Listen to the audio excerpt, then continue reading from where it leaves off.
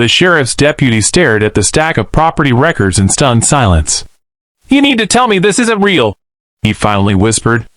Across the courtroom, the HOA president's confident smile disappeared.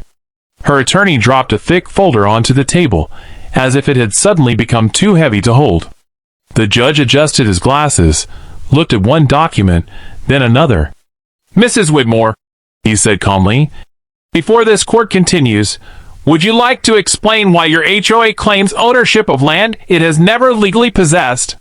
Every person in the courtroom turned toward her. She opened her mouth. Nothing came out. She had no idea that one forgotten signature from 23 years earlier was about to destroy everything she had built. If you enjoy stories where justice always wins, subscribe, and let's begin. 3 days earlier, morning sunlight rolled across the endless fields of Hawthorne Farm, a 5,200-acre spread that had belonged to the Carter family for nearly a century. Ethan Carter, a 62-year-old widowed rancher, climbed into his old pickup before sunrise like he had done almost every day since he was a teenager. Hard work had shaped every line on his weathered face, but neighbors respected him because he treated everyone fairly. His closest companion was Duke, an aging golden retriever who never left his side. "Ready, old boy?" Ethan asked. Duke wagged his tail once before jumping into the truck. The farm bordered a newer luxury neighborhood known as Willow Ridge Estates. Beautiful stone entrances, manicured lawns, and expensive homes gave visitors the impression of perfection.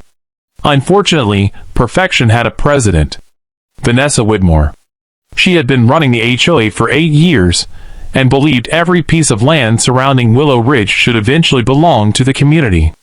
She called it protecting property values. Most people called it control. For years, Vanessa had complained about Ethan's tractors, cattle fences, hay deliveries, and even the sound of his combines during harvest season. Ethan ignored the complaints. His farm had existed decades before the subdivision was built. He assumed common sense would eventually win. He was wrong. That afternoon, Ethan drove toward his southern pasture and nearly slammed on the brakes. Bright orange survey stakes covered the edge of his property. Several workers were unloading construction equipment. "What in the world?" Ethan muttered. He stepped out of his truck. A foreman approached holding a clipboard. "You'll need to move your fencing by tomorrow." Ethan blinked. "My fencing?" "Yes, sir. This entire section belongs to Willow Ridge Estates now." Ethan laughed. "I'm sorry, what?" The foreman pointed toward official-looking paperwork. "The HOA purchased this parcel last month." Ethan's smile disappeared. "No one bought anything from me." The foreman frowned. "That's above my pay grade." Before Ethan could ask another question, a black luxury SUV rolled onto the dirt road. Vanessa Whitmore stepped out wearing an immaculate white suit and oversized sunglasses. She smiled as though she were greeting an old friend. "Mr. Carter, you've got some nerve standing on my property." "Our property," she corrected. "You should have checked the county records." She handed him a folder.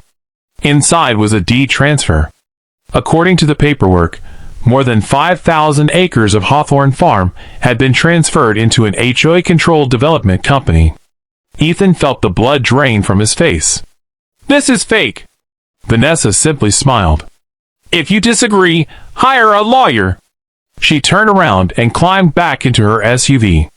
As she drove away, Ethan noticed something strange. She looked confident, but not relaxed. Almost like she was worried he might discover something. That tiny expression stayed with him all afternoon. There had to be a reason, and he intended to find it. The next morning, Ethan walked into the county recorder's office carrying every deed his father and grandfather had ever preserved. The clerk compared the documents. 5 minutes later, her smile faded. "Mr. Carter." She looked back at her computer. "I think you'd better sit down." Ethan's heart pounded. "What is it?" She turned the monitor toward him. The electronic records listed the HOA's development company as the legal owner of nearly his entire farm. Someone had actually filed the paperwork. Someone had convinced the county system it was legitimate. But that's impossible, Ethan whispered. The clerk nodded. I've never seen anything like this. She leaned closer. There may be another problem. What problem? She lowered her voice. The documents weren't filed last month. Ethan frowned. They were entered into the system 23 years ago, then quietly amended several weeks ago. He stared at the screen. 23 years? Willow Ridge Estates hadn't even existed back then. So who created those records? And why had they remained hidden for so long? Before either of them could answer those questions, the clerk's phone rang. She listened silently for a few seconds. Then her expression changed completely. She slowly hung up. Mr. Carter. Yes? The county attorney wants to meet with you immediately. Ethan looked at Duke waiting patiently beside the door. Something much bigger than a land dispute had just begun. And somewhere in Willow Ridge Estates, Vanessa Whitmore received a phone call of her own. After hearing only 3 words, she whispered, He found it. The county attorney, Daniel Reeves, didn't waste time on small talk. He spread copies of the deeds across a long conference table and looked Ethan straight in the eye. Mr. Carter, he said, either someone committed one of the most sophisticated property frauds I've ever seen, or there's a mistake buried so deep that no one caught it for over 2 decades. Ethan folded his arms. I know one thing. I never sold my farm. I believe you. Reeves slid over another document. What concerns me is this. It was a chain of title showing multiple transfers between shell companies, before ending with Willow Ridge Development Holdings, the company controlled by the HOA. The signatures looked authentic. The notary seal appeared genuine. Everything seemed legal. Yet none of it made sense. Who benefits from this? Ethan asked. Reeves tapped the final page. Someone who planned years ahead. That afternoon, survey crews returned to Ethan's land. This time they weren't alone. Several private security guards stood nearby, warning farm workers not to interfere. One guard walked toward Ethan. Sir, we've been instructed that construction begins tomorrow. Construction on whose land? The HOA's. Ethan calmly held up his original deed. This deed predates your subdivision by almost 70 years. The guard glanced at it but shook his head. I'm just following orders. Neighbors gathered along the roadside, whispering to one another. Some believed the HOA. Others couldn't imagine Ethan lying. Then someone quietly began recording the confrontation on his cell phone. No one realized that video would soon spread far beyond Willow Ridge. Meanwhile, Vanessa Whitmore sat inside the elegant HOA office, staring at an old leather-bound notebook. Only one other person was in the room. HOA Treasurer Martin Ellis. We have a problem, he said nervously. You said that 3 times. He went to the county. Vanessa closed the notebook. He was supposed to. Martin looked confused. What? If people believe we're hiding something, they'll dig randomly. She smiled coldly. But if they follow the records I expect them to follow, they'll never find the real trail. Martin wasn't reassured. What if they do? Vanessa's confident expression flickered for the first time. They won't. The following morning, Ethan met with a property historian recommended by Attorney Reeves. Her name was Sarah Delgado, a retired title examiner who had spent 40 years tracing disputed land ownership. She examined Ethan's documents for nearly an hour without speaking. Finally, she pointed to a faded signature. This ink is original. Ethan nodded. So? So is this county seal. She reached for another document from the HOA records. This one isn't. Ethan leaned closer. It was copied. Copied? The seal was scanned from another document. She looked directly at Reeves. Someone forged part of the record, but very carefully. Reeves immediately stood. If that's true, we need a forensic document examiner. Sarah wasn't finished. No. She pointed to a tiny handwritten notation almost hidden beneath an old fold. You need whoever wrote this. One sentence. One set of initials. Nothing else. But those initials matched a county clerk who had retired 18 years earlier. No one knew where he lived now. As news spread through Willow Ridge, the HOA scheduled an emergency community meeting. More than 200 homeowners packed the clubhouse. Vanessa confidently addressed the crowd. "The Carter property has been legally acquired." Someone in the audience raised a hand. "If that's true, why are deputies investigating?" The room fell silent. Vanessa forced a smile. "Routine verification." Another homeowner stood. "My property backs onto that farm. If those records are fake, what happens to our homes?" For the first time, genuine fear spread through the audience. Vanessa quickly ended the meeting. No further questions. But people weren't leaving. Groups formed in the parking lot. Neighbors began comparing paperwork. Several noticed something strange. Their own closing documents referenced legal descriptions connected to Ethan's original farm. The realization spread like wildfire. If the farm deed was fraudulent, were there property deeds connected to it? That evening, Attorney Reeves received an anonymous envelope. Inside was a single flash drive. No return address. No note. Only the handwritten words. She never destroyed everything. They inserted the drive into a secure computer. Security camera footage appeared. Timestamp. 8 years earlier. The video showed Vanessa entering an old storage room inside the original developer's office late at night. She removed several boxes labeled archived land records. Then she loaded them into her SUV. The video ended. "What was in those boxes?" Ethan asked. Reeves slowly answered. "That's exactly what I intend to find out." Across town, Vanessa received another phone call. Her voice immediately grew tense. "What do you mean someone found the storage footage?" She listened silently. "No," she snapped. "Recover the remaining files before they do." She hung up and looked out her office window. For the first time in years, she looked afraid. Not of Ethan. Of what was still hidden. The next morning, deputies executed a court order allowing investigators to inspect the abandoned records warehouse once used by the subdivision's original developer. Dust covered everything. Broken shelves leaned against cracked walls. Most filing cabinets were empty. Except one. Locked. A deputy pried it open. Inside sat dozens of untouched folders. Sarah carefully opened the oldest file. Her eyes widened. "Daniel!" Reeves walked over. "What?" She slowly handed him the first page. It wasn't a deed. It was an internal memo. The subject line read, "Temporary parcel reassignment until final development approval." Reeves kept reading. Then he stopped cold. "This changes everything." Ethan stepped closer. "What does it say?" Reeves looked at him in disbelief. "It says your farm was never sold. It was only referenced on paper as a temporary planning parcel." He swallowed hard. "And someone later turned the temporary reference into what appeared to be a permanent transfer." Someone hadn't simply forged a signature. They had manipulated decades of land records.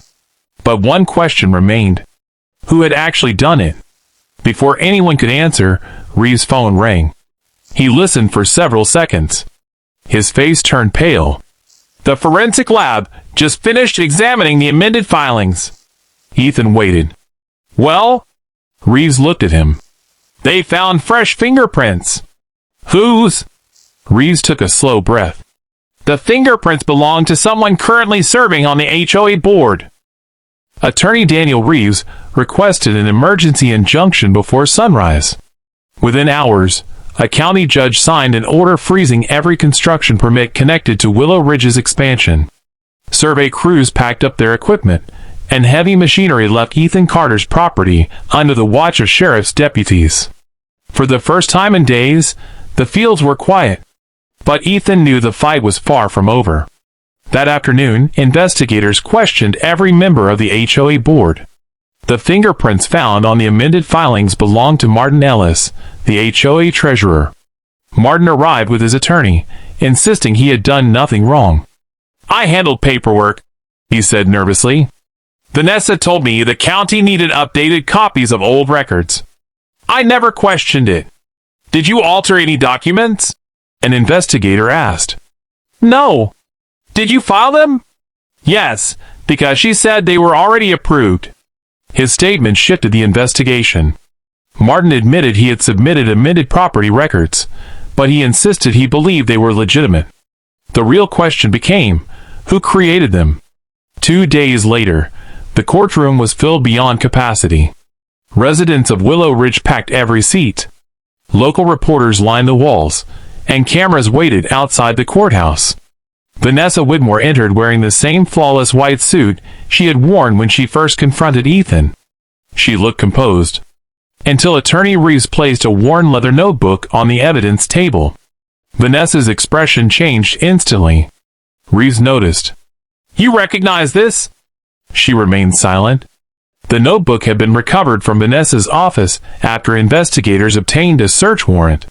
Inside were handwritten notes dating back nearly a decade. Some pages listed parcels by number. Others contained meeting dates. Then came a page that made the courtroom fall silent. Next to Ethan Carter's parcel number were 6 handwritten words. Transferred later. No one checks archives. Vanessa's attorney immediately objected. Those notes prove nothing. Reeves calmly nodded. By themselves, no. He turned toward the judge. But combined with the forensic evidence, archive planning documents, security footage, and witness testimony. He opened another folder. They tell a very complete story. The prosecution's final witness surprised everyone. An elderly man slowly walked into the courtroom, using a cane. His name was Harold Benson, the retired county clerk whose initials had been discovered on the old planning memo. For years, no one knew where he had gone. Harold raised his right hand and took the oath. I remember those files, he said. They were never deeds. What were they? Reeves asked. Temporary planning maps. We used them while developers applied for permits. Were they ever intended to transfer ownership? Harold looked directly at the judge. Absolutely not. The courtroom became so quiet that the sound of pages turning echoed across the room. Harold continued. I warned the developer that someone could misuse those papers one day. Did anyone listen? No. Vanessa finally took the stand in her own defense. She claimed she believed every document was authentic. Then Reeves asked one simple question. Why did you remove archive records from the developer's office 8 years ago? I was organizing old files. He played the security footage. The jury watched Vanessa carrying sealed archive boxes into her SUV after business hours. No inventory. No authorization. No witnesses. Then Reeves produced another piece of evidence. Recovered emails. One message, said years earlier, read, Once the amendments are filed, the farm becomes part of the expansion plan. By the time anyone notices, the community will already be built. The sender? Vanessa Whitmore. The courtroom erupted in whispers. After a brief recess, the judge returned. His ruling was firm. The evidence demonstrates a deliberate effort to manipulate historical land records for personal and organizational benefit. Every fraudulent filing was declared void. Ownership of Hawthorne Farm was immediately restored to Ethan Carter. But the ruling didn't stop there.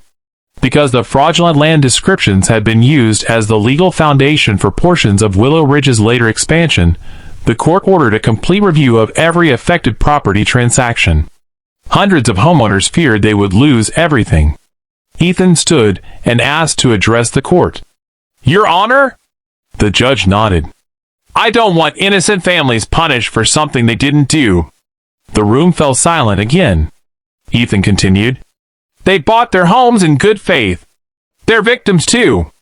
Attorney Reeves smiled quietly. That was exactly why he had prepared one final document. Over the following weeks, legal teams worked with lenders, title insurers, and county officials. Instead of allowing the defective property records to destroy the neighborhood, Ethan reached an agreement.